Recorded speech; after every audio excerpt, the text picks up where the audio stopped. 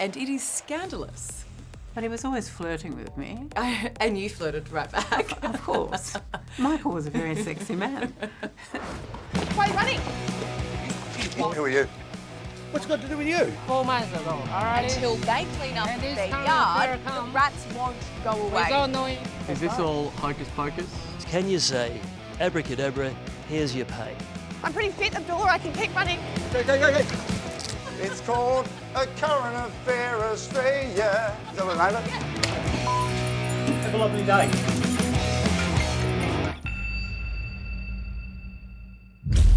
Well, hello, I'm Steve Marshall. Hello, Steve Marshall. I'm Lizzie Pearl. G'day, Lizzie Pearl, and welcome to another episode of That's Acca. Yeah. And what an episode this is. This is going to be a good one because this whole podcast, we like to take you behind the scenes. What, hang on, the others aren't good?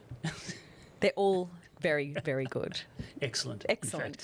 In fact. This is a great one for you to intro, actually. For me? Yeah. Okay. Well, we do like to take our viewers behind the scenes and show them the ins and outs of ACCA. Yeah. And part of that is to show full, raw, uncut interviews. Yeah. And we've got a cracker today. Yeah. It is with the one and only Ita Buttrose. What a powerhouse of the Australian media landscape over the past 50 years. Decades. And our very own host, Ali Langdon, has sat down with Ita for a heart-to-heart, a one-on-one. And boy, did Ita have a lot to tell us. Ita, let's talk about sex. Right, your place or mine? Well, I love that there is nothing off limits with this book. You talk about aging, menopause, masturbation. It's all the stuff we don't talk about. Masturbation is called pleasuring yourself now, which I think is a much nicer name. Look, I agree. So throughout the interview, let's refer to it as that. But it is all the stuff that we don't talk about as we get older. Why not? Because we put brakes on ourselves. We do that all our life, and we need to take the brakes off. I mean, when you're older, as old as I am, you understand the brevity of life. So there's not a lot of time to waste. We're in the final chapters, so anything goes. Does it feel like the final chapter? No, chapters. S. My uncle is 102, and I look at him as my prime example for super aging. What compelled you to write the book? Simon & Schuster made me an offer I couldn't refuse. I love it. As simple as that. As simple as that. Yeah. And then I thought, why not?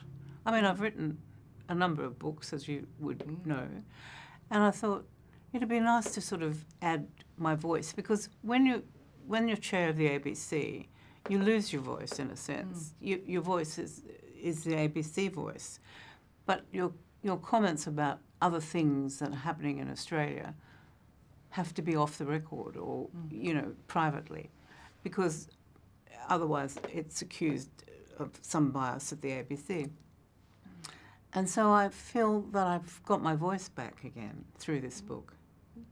So now that you are free to speak your mind, what do you want to talk about? Everything that I put in the book, Ali. One of the things you talk about is the voice referendum, but you don't share how you voted.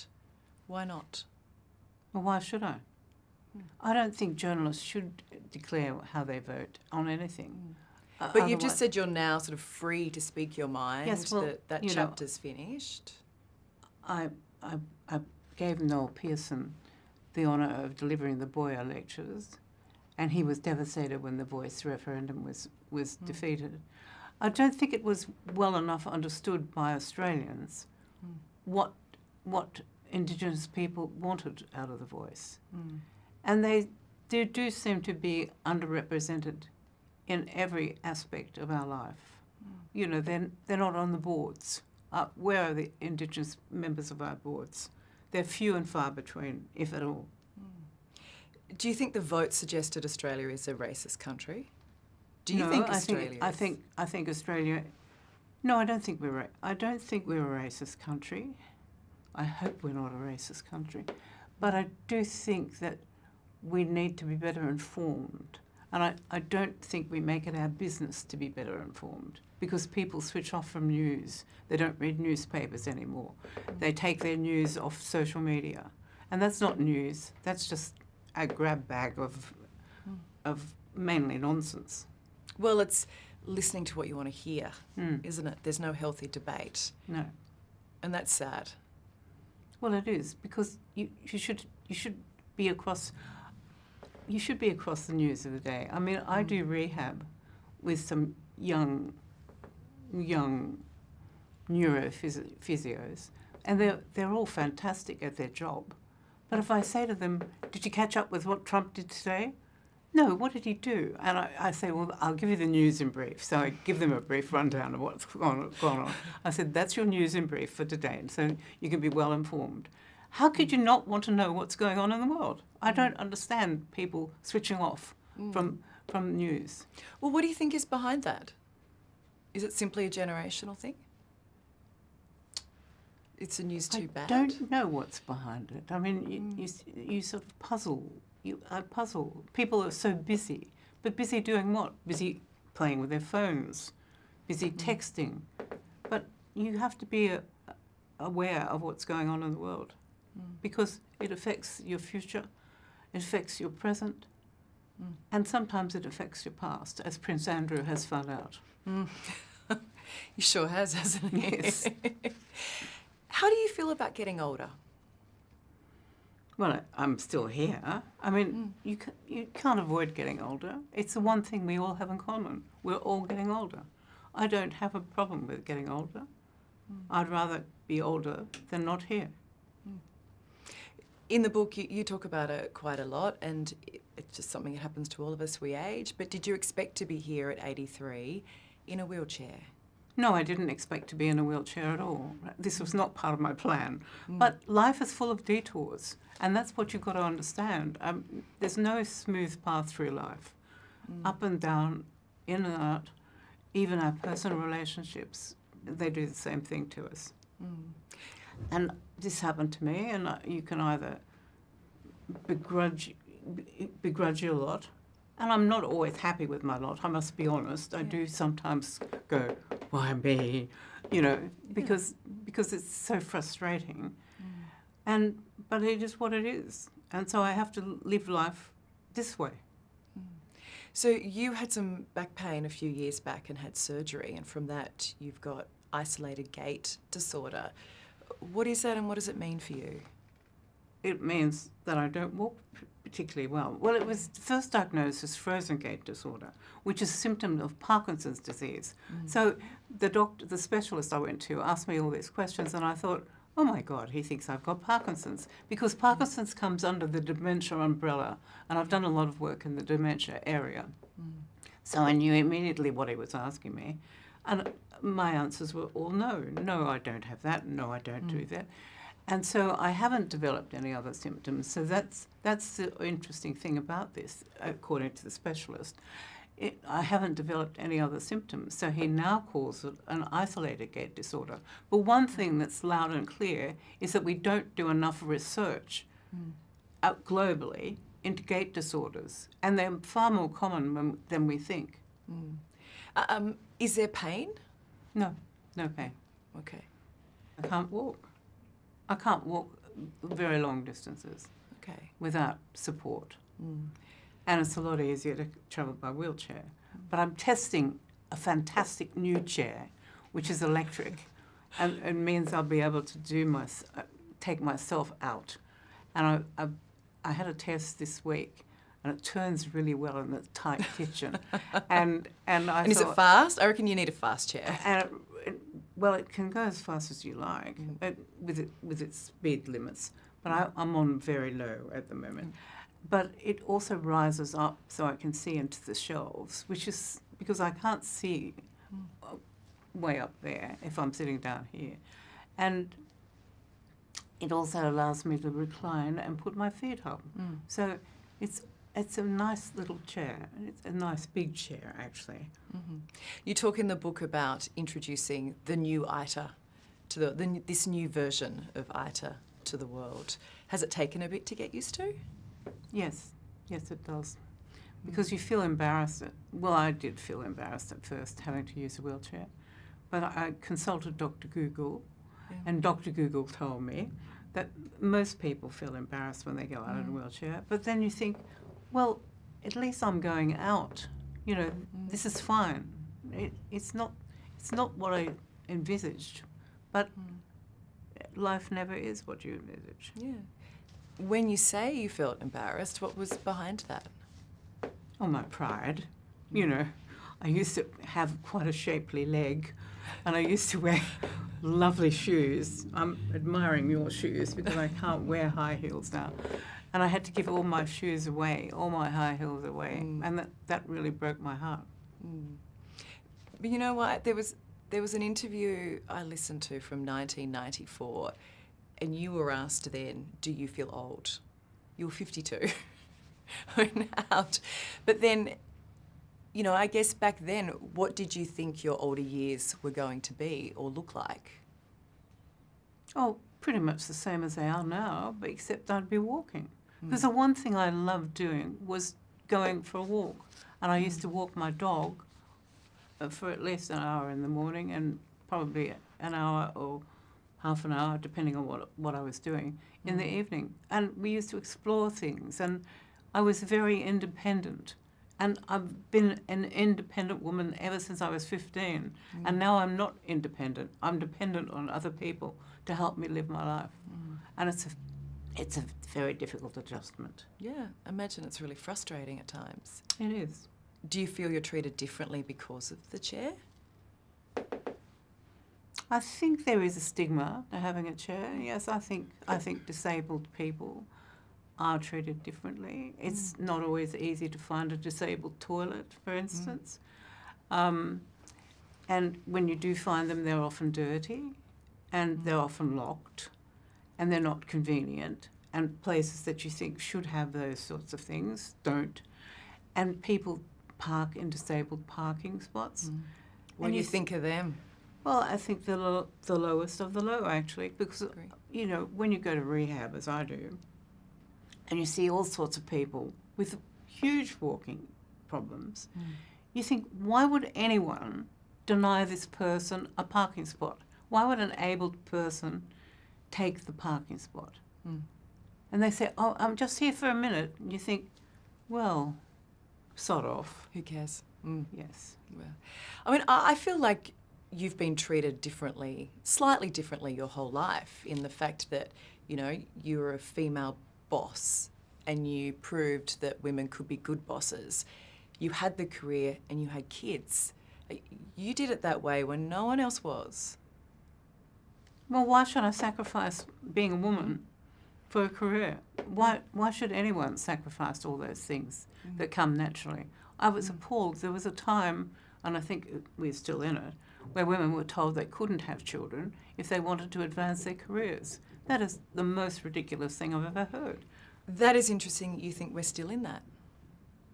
I think we are. I'm told, I hear, you know, how people tell you that some women don't get hired because the HR person thinks they might be a baby-bearing age. But women have children, and we need children because our birth rate is alarmingly low in Australia, and we're very close to not replacing ourselves. So what is the solution there? Is it that paternity leave and maternity leave are the It's same? just that women have to find their voice again and say, I am woman, as Helen Reddy said, I am woman, hear me roar.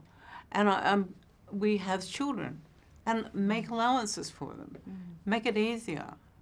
See, I mean, I feel it is so much easier now, and I thank you for that. Like, I thank you for all the hard work that you put in, that I could have kids and I could still have a career. And it goes to that idea you can't be what you can't see. Growing up, I saw you, which allowed it. So I feel a bit more optimistic about where it's at. Well, I'm still appalled that there's still these pockets of resistance that you hear about. And you know, people say, well, we're going to get a dog. Well, I love dogs, and I agree dogs are fine, but they're not a substitute for children. And when you're older, it's not the dog that you may want the dog, and it's not the boardroom coup or the work success that's going to keep you busy. It's going to and that you want. It's your children. It's your family. Children become more important as you get older, I think. They always say that no one on their deathbed says, "I wish I worked more." No, that's right. Although I don't know, you could be the exception to that rule if I'm perfectly honest. I'm not stupid. I'm not a workaholic. I like my work, but I'm not a workaholic. I know how to stop. I know how to have a good time. I know when to let go. What does a good time look like? Well, now it's completely different, but making whoopee. But you look at how big you dreamed as a kid growing up, and in the 50s, you saw life differently. What was behind that? Well, I think growing up with three brothers had made me very competitive, and my mother worked from when I was about 10, I think, and Dad was a journalist, and I followed in his footsteps, and I used to listen to my parents' friends and watch them, and I think, these people know how to live. And I thought, that's the sort of life I want. And then my parents got divorced, and I felt a bit lost. And I decided that I would have to look after me, that the way to do this would be to get a job and support myself. And that's what I did. And that's what I've done ever since I was 15. Going through and seeing your parents divorce, and then going through, like many couples, getting divorced yourself, how do you deal with that hurt? When your parents divorce, you just accept your parents as they are. I think modern people sometimes put too much on their parents. I mean, you can't send your parents back. For better, for worse, you're stuck with your parents. So whatever their faults... And you are your kids too, by the way. You're stuck with them. And you don't fantasize about them. Just accept them, that they're normal people with faults. But most of them love you. And most of them love you. My own divorce, well, I've had two, which one might say is pretty clumsy of me, but anyway, that's the way it turned out. I was very sad that my marriage to the children's father didn't last, but it didn't. We grew apart, and it seemed the best thing to do was us to end the marriage, and that's what we did. But we shared the children, and I think I could claim that they had a wonderful relationship with their father, who's now dead, and that they've turned out to be perfectly normal young people. Isn't life wonderful but just so fabulously messy? It is, because you're so busy you don't sort of think about the problems. I look back to the 70s and the 80s, and some of the things you had to put up with in interviews. Is that part of where your toughness comes from? I just accepted the interviews. You accept the time you live in. And the times that I lived in during the 70s and 80s, that's the way it was. So you deal with it. I mean, you handle it, and then you go off and make changes. Well, you more than held your own. Well, I've never thought that I shouldn't hold my own. I've never thought that I should cave in to a man. There's an interview with Michael Parkinson in 1979, and it is scandalous. Do you use your feminine charms when dealing with men? Of course. Why not? Really? I mean, you'd wear a low-cut dress. Oh, no. Oh. I don't sell myself. Have you ever cried to make a man? Not in business. Not in business. I mean, and look, we love him, and it was a sign of the times. But he was always flirting with me. And you flirted right back. Of course. Michael was a very sexy man. But in one moment he talked about, like, do you cry or wear a low-cut dress to get your way at work? And I would have said no. Yeah, of course you did. But, I mean, for me, I watched that just with my mouth open going, Can you believe the questions that you were But asked? it's best, at least I had an opportunity to say, no, I don't do that. And because that's, you're leading the way for other women. No, we didn't do that. We didn't have to cry to make a point. We just had to deliver the goods. Or get your girls out. Well, I don't know any women that did that. No. Except the ones on television, but not in print. Well, I'd like to think that's changed with my generation. Let me just check. No, we're good. But over the years, you've been described as trailblazing, charming, elegant, a flirt, tough, even scary. Which one do you like the most? Oh, scary.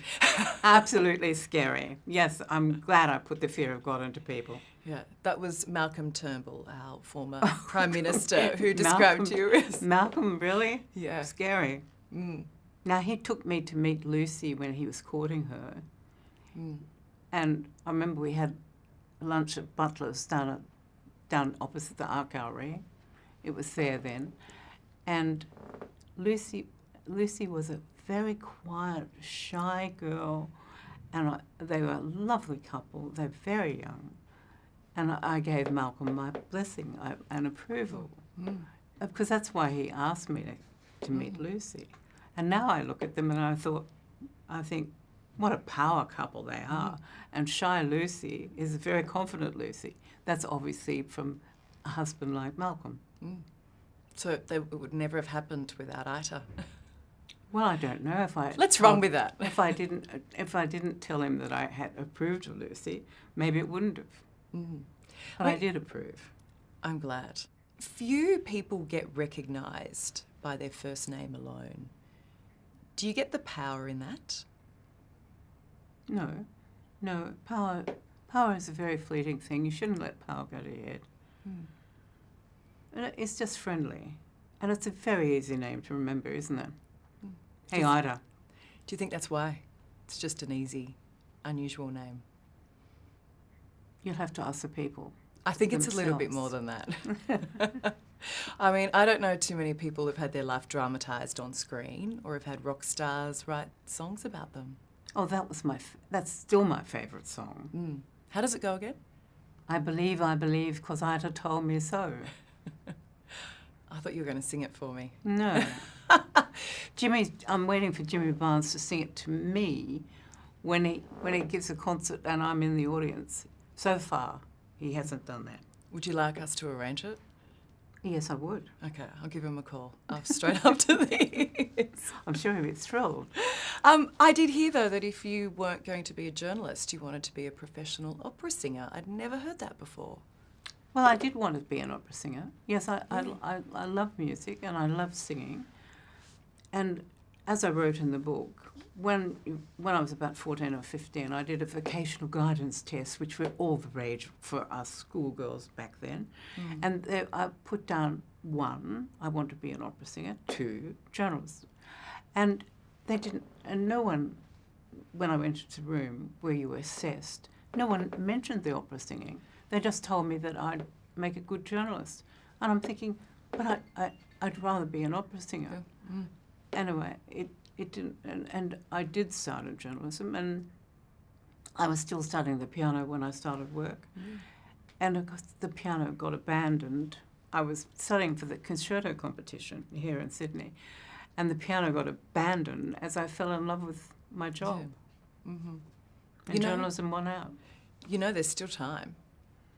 I don't think so. I don't think so. My father used to say, you lose your voice after menopause. I don't know whether that's right or wrong, but my father's words stay in my mind, and I'm well and truly past menopause. How did you go with menopause? It happened. I mean, for some it's easy, for others well, it's the doctor torture. said if you're busy, you probably don't notice it. Well, I was busy, but I did notice it. I mean, you notice it. I mean, there's night sweats, which are really repulsive, and a couple of hot flushes. But I don't remember it being too bad at all. I don't remember it being too bad at all. And it's temporary. It's passing. It's a passage of life. It's just a shame men don't have to go through it. I don't think they'd cope. Well, I think they have their own little menopause problems, but they're different from ours. What are they? Insecurity, you know, getting to 50 and thinking that's all there is. I think that's when men feel a bit more vulnerable. They're getting older. They're not quite the lad they once were, and they're not quite an older man yet. I think it's a time of insecurity for men, for many men. Not all men, but many. I think it is for women too.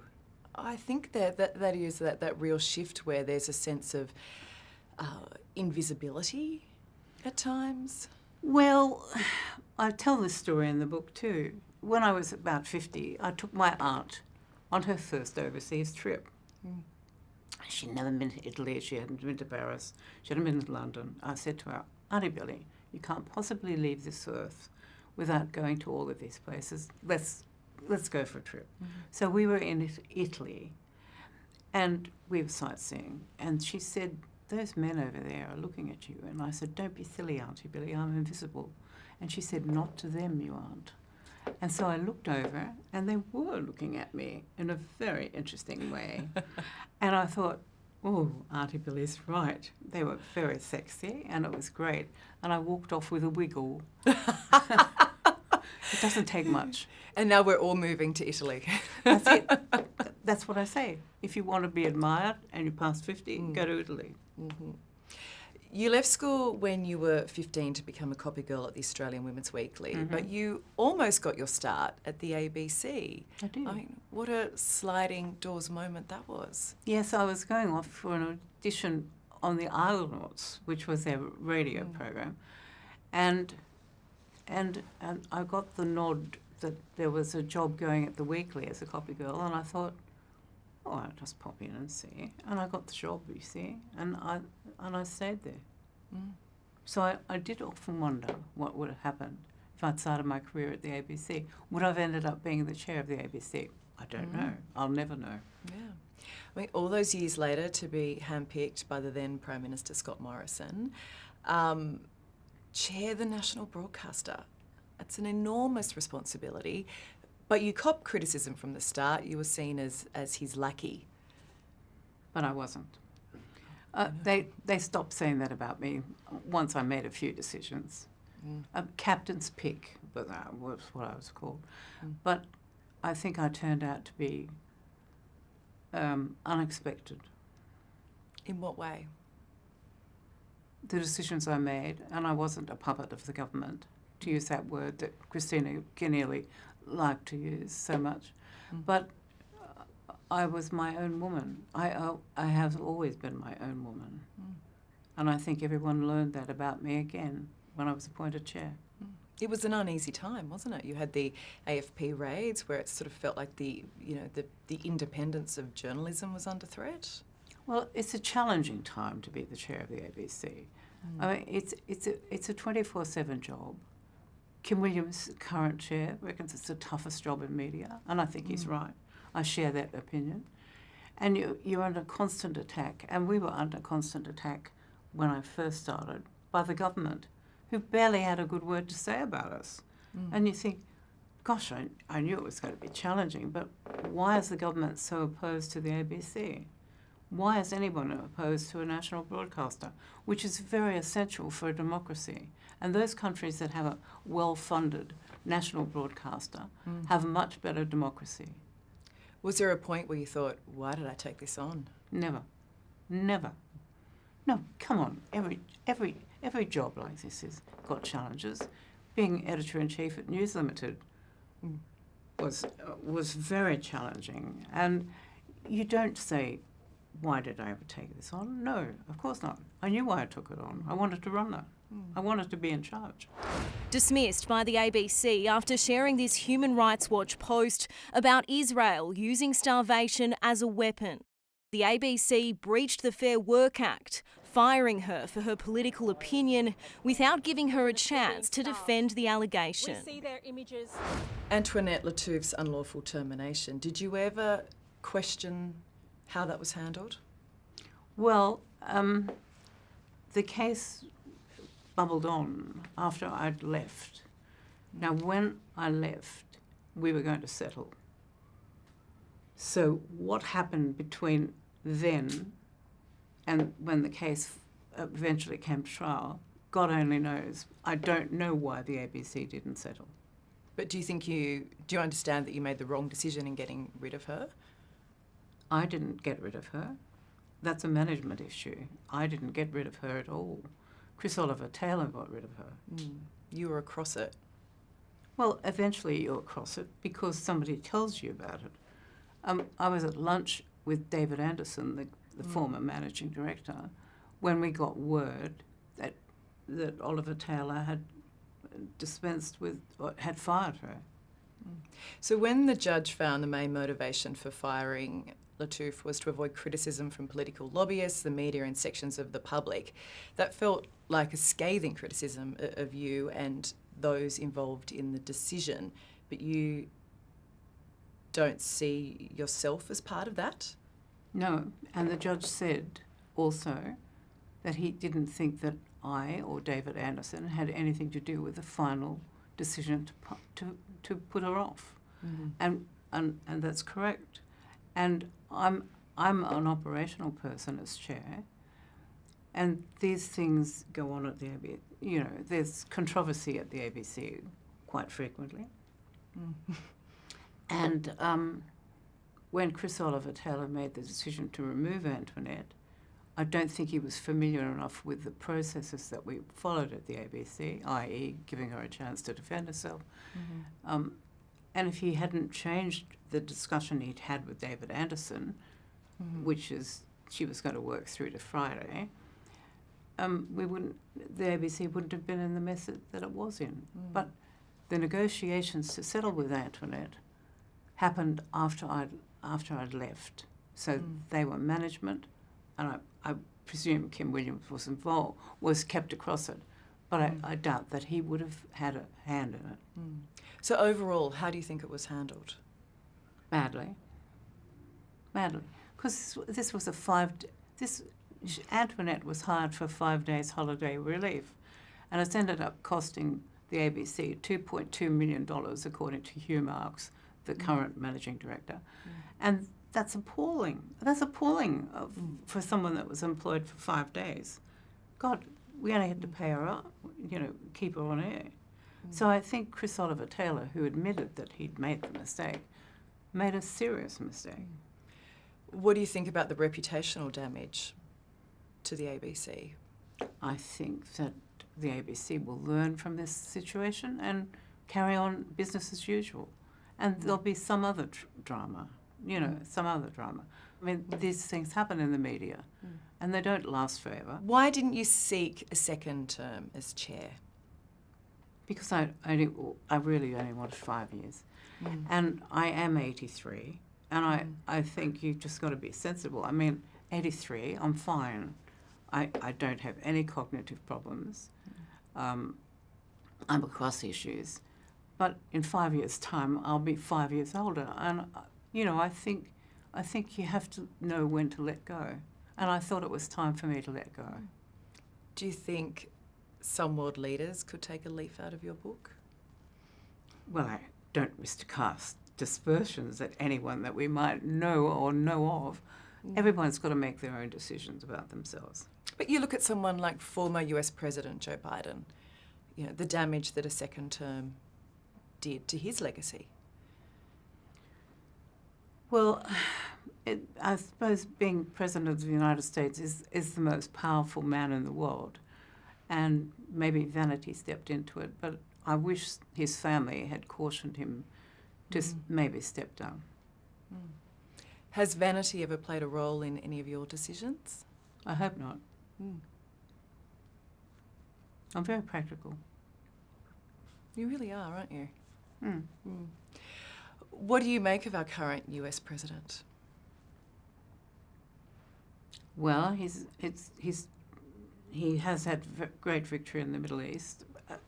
It seems, because it's fragile, isn't it? It's fragile because little skirmishes or big skirmishes, depending on what's happening, keep taking place. I hope it comes to pass. He's done a great job there, and he's got to be credited. But nonetheless, he is a convicted felon, and I wonder why Americans found him acceptable as a president of the United States. When Scott Morrison spent New Year's with Donald Trump at Mar-a-Lago, you said at the time, "You are the company you keep." What did you mean by that? You're known by the company you keep. I thought it was surprising. A poor decision?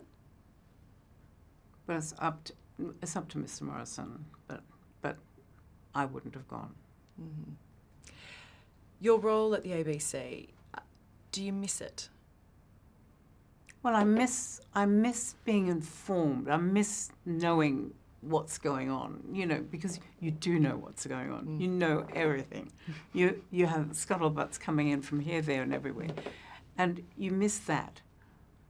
But I've been busy since I left the ABC. I've written this book. I do a lot of work for the Centre for Healthy Brain Ageing. I do a lot of work still for Dementia Australia, Macular Disease Foundation.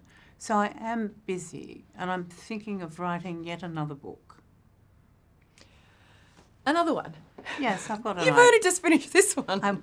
I know, but I've got an idea, and so I'm letting it bubble away to see what I can do with it.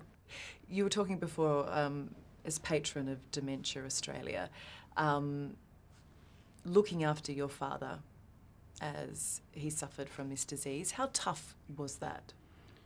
Oh, it's a horrible diagnosis to be told you've got dementia, and you spend, for years my father had told all of us what to do, and then suddenly you've taken control of his life and telling him what to do, and it was very sad watching Dad decline, and he knew there was something wrong with him. And it's hard to put it in words when you've got the diagnosis, because he also had vision loss through his macular degeneration, and he had hearing loss. Now, that's a very lousy health trifecta. And for someone who would read the Sydney Morning Herald every single day. He read the papers every day, all four of them, and he loved them. He loved being a journalist, and so it was horrible. It was horrible to see what happened to Dad, but he wanted to stay in his own home, and by God, I don't know how we did it. We managed to keep him in his own home, so that made him happy. Can you ever see yourself ending up in an aged care home? You can't say no, because you don't know what's going to happen. Look, whatever it is, you just go with the flow. Go with the flow. What do you hope, you've talked about and you've done work in this space. How do you think the standard of our aged care facilities are in this country? Some aged care facilities are fantastic. If you've got a lot of money, you're fine. If you're on a pension, not so fine. I think there's room for improvement. Maggie Beer's working her guts out trying to improve the food. Good luck, Maggie. Why should food be so lousy in aged care facilities? We've got frozen food, we've got takeaways. Food should be up to the highest standard. And when you're in aged care, having a meal is one of the highlights of the day. So I do wish Maggie well, but I think it's a very challenging task she's taken on. Too big of a task? Well, Maggie wouldn't think so, and I wouldn't think so either, but, it's a challenge. Well, I wouldn't underestimate Maggie. No, I never underestimate Maggie. Just like I never underestimate you. Now, we started talking about this. I want to go back to it again because, you started a sexual revolution when you launched Cleo back in 1972, and we've sort of come full circle 53 years later talking about it again. How is sex different as an older person? Well, you have to think about it more because, you know, you might have an arthritic hip or something. You mightn't be quite as versatile in the bed as you once were. But that doesn't mean you can't still enjoy sex. But I think some families think their parents shouldn't enjoy sex. And so if their mother's in aged care or their father's in aged care and they're separated or one has died, they don't think that their parents should be having a sexual relationship. But their urge to have sex doesn't really go away. You're still a sexual being. And there are other ways, there are many ways you can enjoy a good sex life. You've just got to be inventive and you've just got to be, and throw abandon to the wind. So even with a bad hip, it's all right. Well, you know, it happens, doesn't it? People have a sore joint. Not the one you smoke, you naughty girl. No, I was thinking more about. Oh, you filthy mind. I went gutter, Ida. I went gutter. Yes, you did. Sore joints, you know, bones and things like that. Yes. Bones is no better. You might have a bad knee. You might have a bad arm. But the sparkle's still there. And there's something lovely about that, isn't there? Yes. Yeah. Because you say the younger generation can actually learn a lot from older people about intimacy and relationships. Of course you can. Of course you can. How meaningful they can be. And how caring for someone makes your life richer. Do you date? Do I date? No, I don't date. I haven't met anybody to date with, but that doesn't mean I don't look. I'm a great admirer of the opposite sex. I like that. And when you see something that you like... I say, come and sit on my lap. I'm very good at laps. Looking to the future, is there anything you're scared about? No. No, the future is the future. And we're all heading there. I hope the future is full of promise for my grandchildren. I hope someone takes climate change seriously, because I do believe in climate change, and I think most Australians do. We can see what's happening with the weather. We have to sort of curb our ways and leave the planet in good shape for those that come after us. So what are you most looking forward to moving forward? Oh, seeing what happens to my grandchildren. It's really interesting, because Byron, who's now 17 and is doing his HSC, it seems only the other day that we were playing monsters and I was crawling around on the floor trying to catch him. And now he's taller than his father. Has a very deep voice. Hello, Grandma.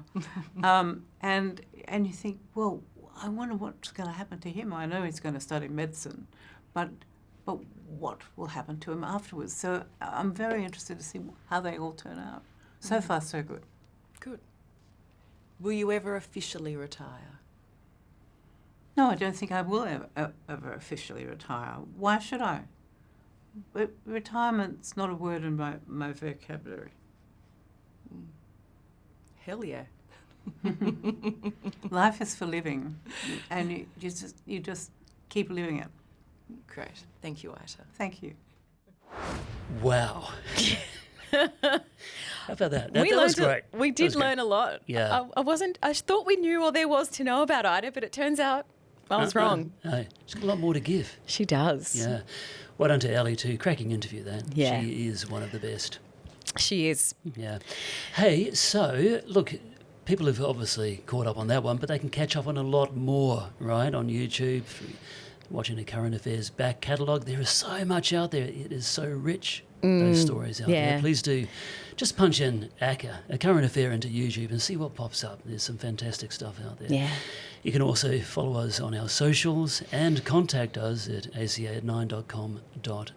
Yeah, if you've got a hot tip or a story or something you think we should be investigating, send us a note. We read all of them, don't we? We certainly do, and we'll be on to it. See you next time. See you next time.